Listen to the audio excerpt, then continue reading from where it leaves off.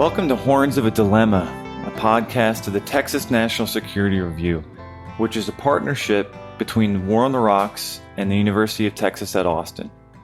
I'm Rick Landgraf, managing editor of TNSR. My guest today is Joshua Byun, author of Stuck on Shore: Why the United States Failed to Retrench from Europe During the Early Cold War. And this has just gone up on our website, tnsr.org, and it will appear in the print issue of TNSR, Volume 7, Issue 4, which is our fall 2024 issue. Josh is an assistant professor of political science at Boston College. His research focuses on questions related to grand strategy, alliance politics, and political violence, and has appeared in outlets such as the American Political Science Review, European Journal of International Security, International Studies Quarterly, and Washington Quarterly. Josh, welcome to the show. Hi, Rick. Thanks for having me. So glad to be here. A growing number of scholars and policymakers are showing interest in a grand strategy that calls on the United States to retrench from key global regions while devolving the burden of checking the expansion of hegemonic aspirants to local allies. Josh highlights the military vulnerability of allies as an underappreciated variable that can compromise the leading powers' efforts to phase out an onshore military role. The regional great power adversary is unlikely to sit idly by while a weaker neighbor converts its material resources into new military capabilities with a faraway leading power sponsorship.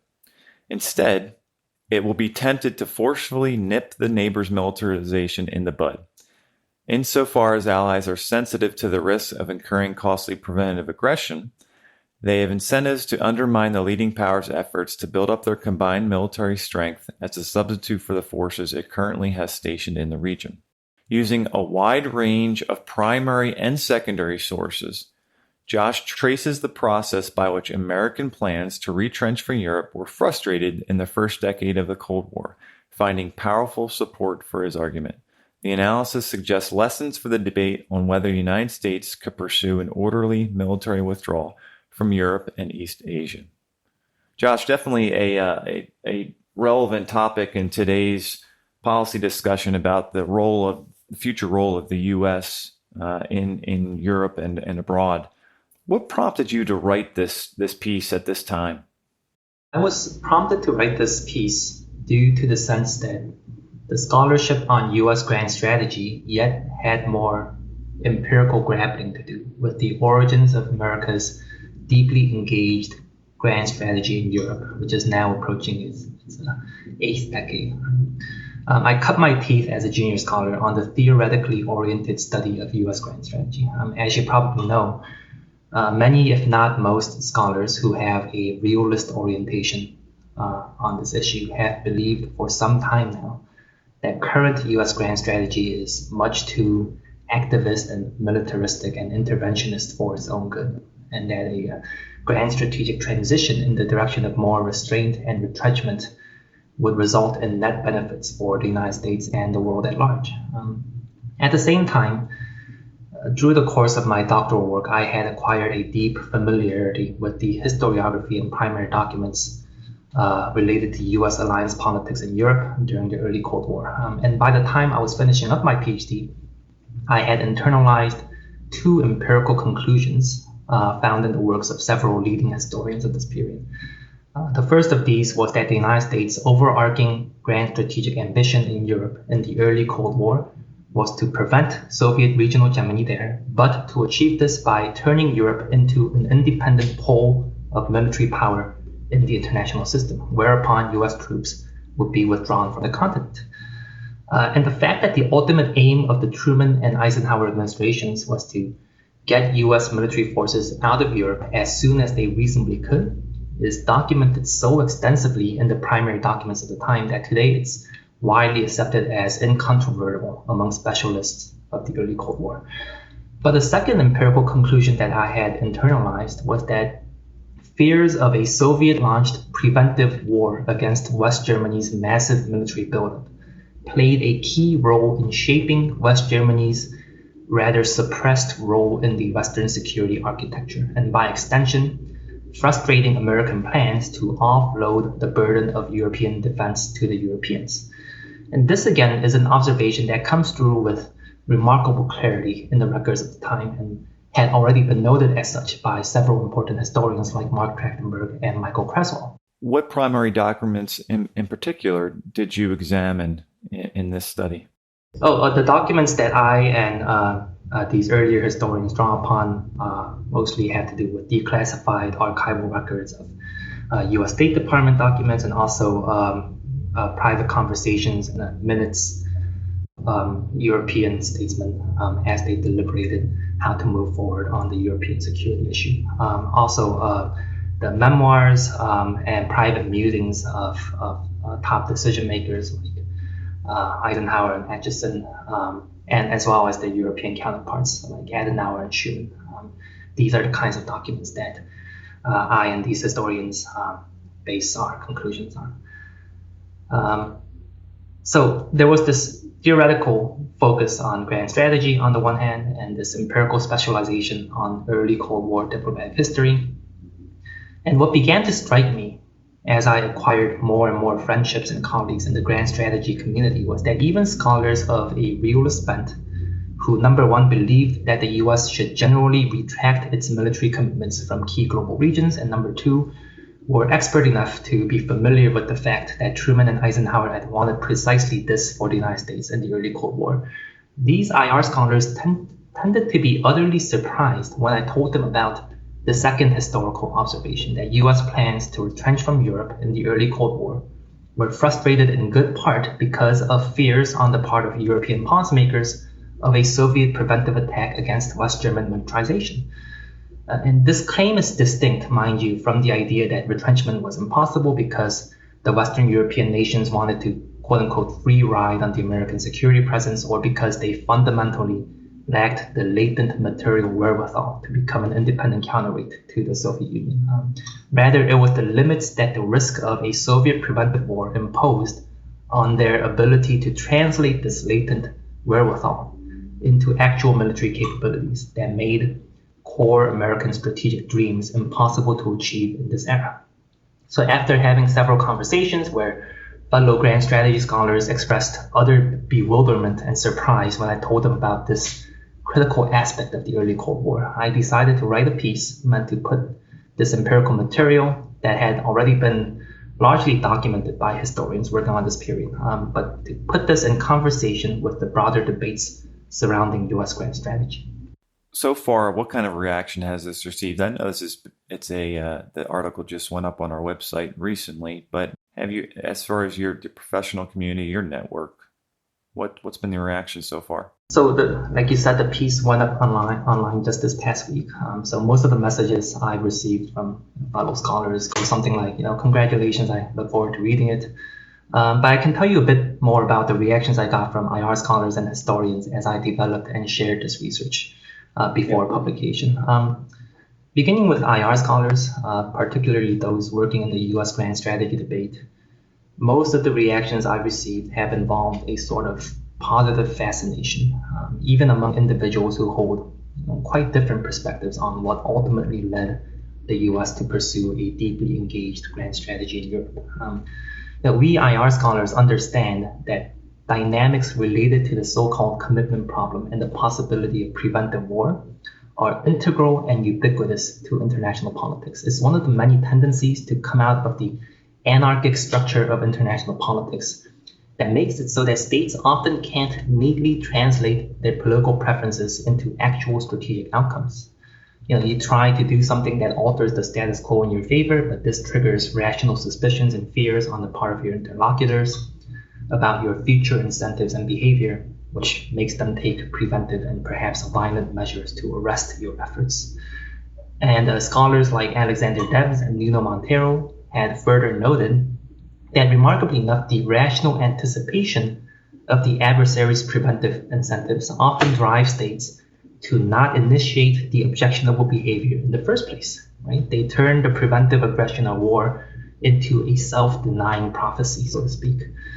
So most scholars who are trained in IR theory and theories of international security have this ingrained understanding that preventive dynamics are part and parcel to explaining a lot of important outcomes in international politics. But interestingly enough, when it comes to the US failure to offload the burdens of checking Soviet power to the Europeans and get out of Europe in the early Cold War, we hadn't put two and two together. We hadn't come to appreciate that eminently rational and ubiquitous incentives surrounding the prospect of preventive war had deeply influenced the outcomes of US retrenchment plans in Europe during this period.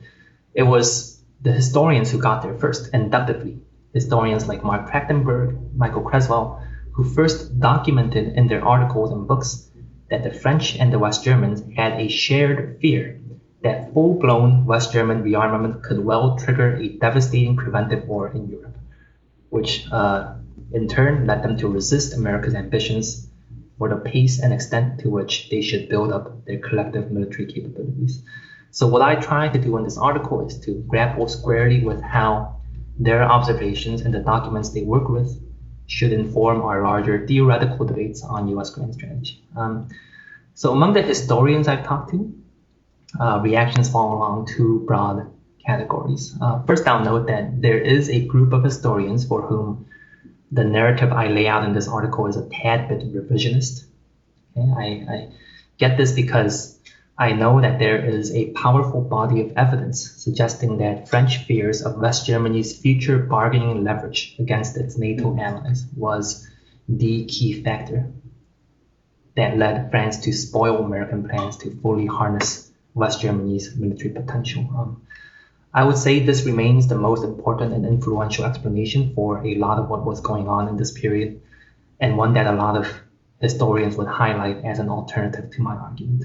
And how I try to respond in this article is that French fears of West Germany's future bargaining power vis-a-vis its allies were very real, but that these fears cannot be isolated from the fear of triggering Soviet preventive aggression. Okay? So France's fear reflected the sense that the Soviets would see that the West Germans would gain the leverage to potentially drag the rest of the alliance into their disputes concerning the territories Germany had lost in World War II in Eastern Europe, and perhaps the Soviets would decide to take drastic measures to prevent this from happening. So we'll see if that argument lands. French fear of West German rearmament, and then coupled with West German fear of triggering a Soviet preventative attack. Those two elements, those are two key factors, what you would say? Yeah, they work in tandem, and in my view, it's difficult to neatly disaggregate the two from each other. Right? They kind of work hand in hand. For another group of historians, my conclusions are just all too familiar and easy to accept, perhaps almost to a fault. One reviewer who engaged with this article during the review process at TNSR, clearly an historian, essentially told me that my empirical narrative is now accepted wisdom among a lot of scholars who really know this case. Those are the words that he or she used.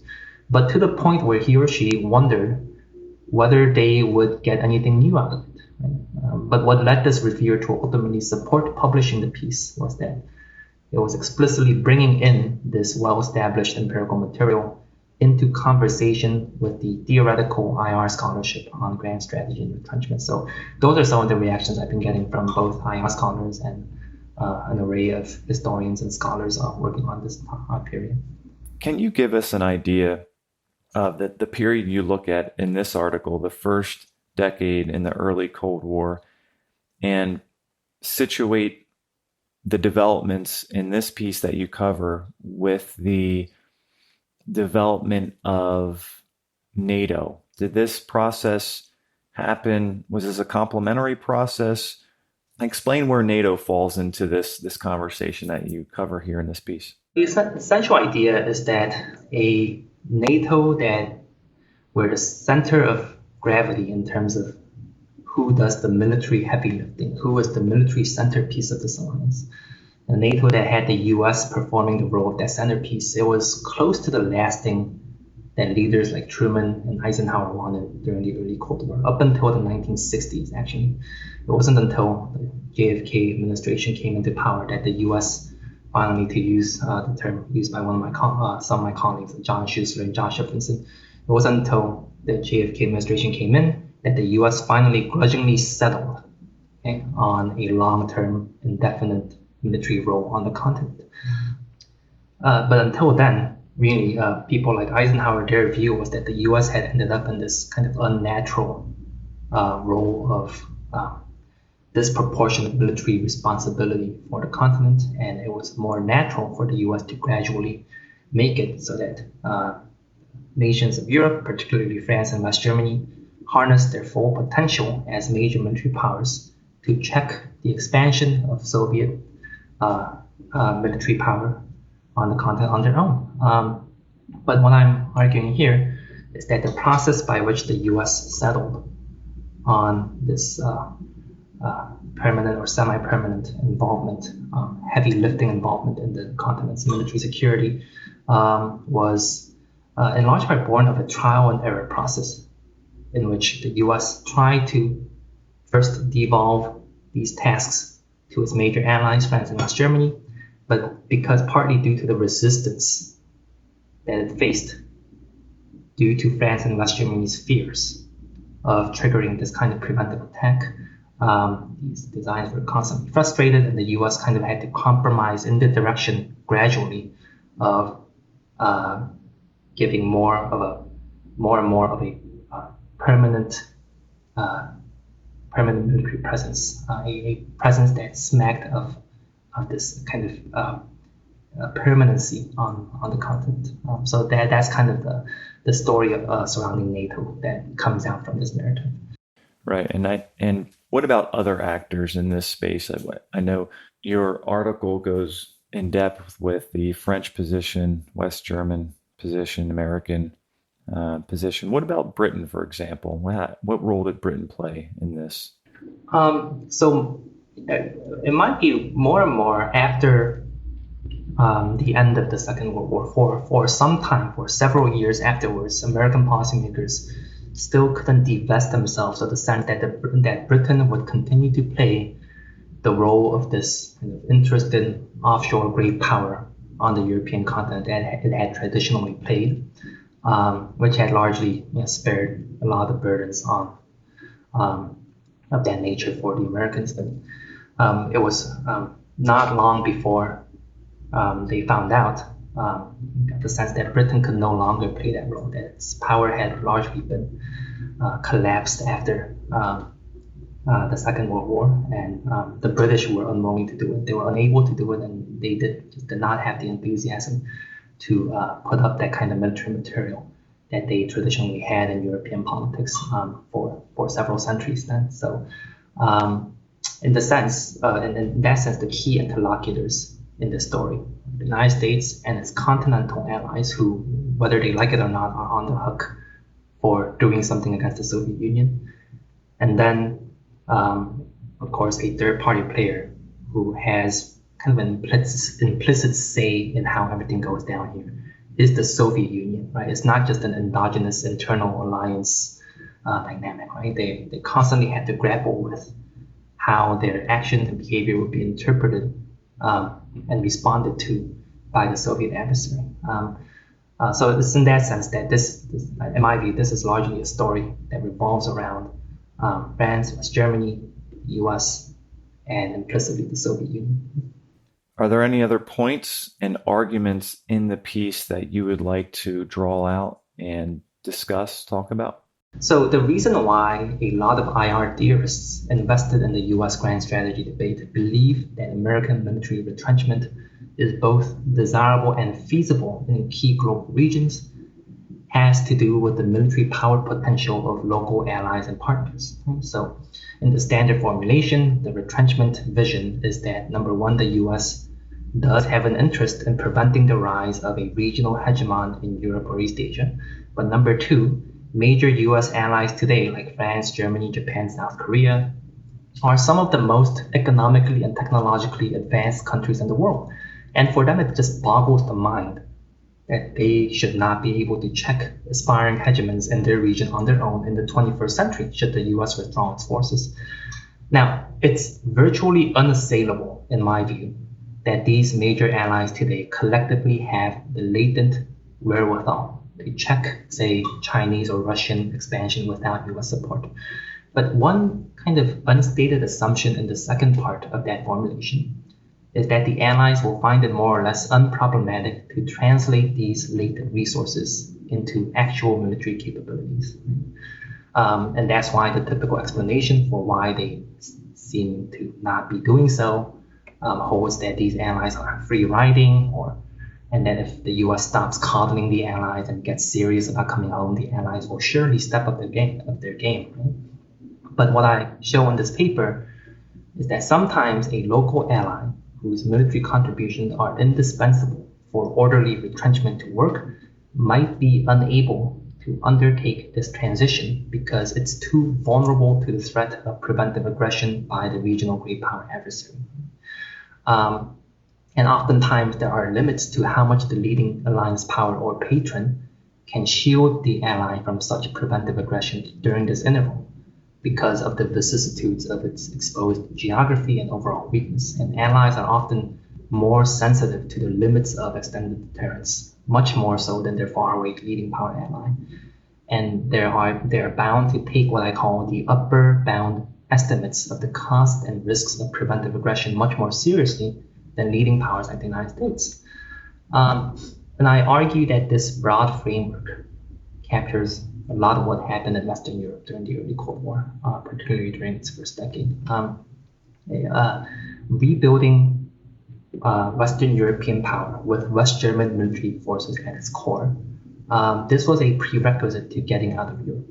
Right? And so concretely, American plans for retrenchment in the early 1950s, as I show in the paper, they centered around the so-called European Defense Community Plan, the crux of which was to build an integrated European army with West Germany providing the essential military manpower.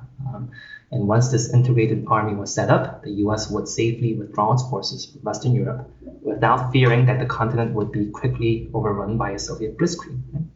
But of course, as we discussed, the end result of all this was that the US grudgingly approved an alternative Western European security architecture in which West German military forces would come online, but at a much more limited scale than what the Americans had initially wanted.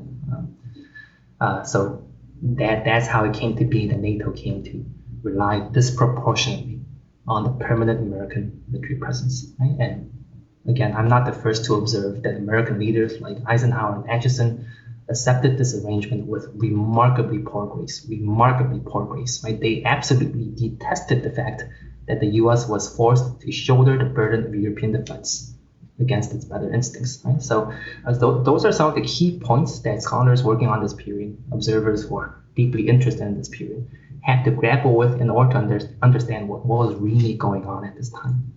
And Josh, finally, with the benefit of hindsight, is there anything that you would change about this piece? Well, I haven't had much time for hindsight as of yet, but I do have a premonition that over time, it might have done me some good to emphasize even more than I do in the current piece that documentary evidence for my argument sits alongside evidence for some more traditional explanations, and in particular, the traditional thesis that France's fears of West Germany's future relative power within the Western coalition. Right? This was the key factor that derailed America's plans for retrenchment. This remains quite powerful in my view. So maybe what I could have done better and what future scholarship could do is to explore in more detail how fears of a Soviet-launched preventive war coexisted and intersected with other factors that cautioned against the kind of local militarization that would have enabled American retrenchment. So all this is to say that there's just more to be learned and debated on this topic. Josh, it's been a real pleasure speaking with you today. Thanks for being on the show. Awesome. Thank you so much. That's Josh Byun. He's the author of Stuck on Shore, Why the United States Failed to Retrench from Europe During the Early Cold War. And that's up on the TNSR website right now. Check it out at tnsr.org. Thank you for listening to this episode of Horns of a Dilemma. Do not forget to read the Texas National Security Review, which you can find at tnsr.org.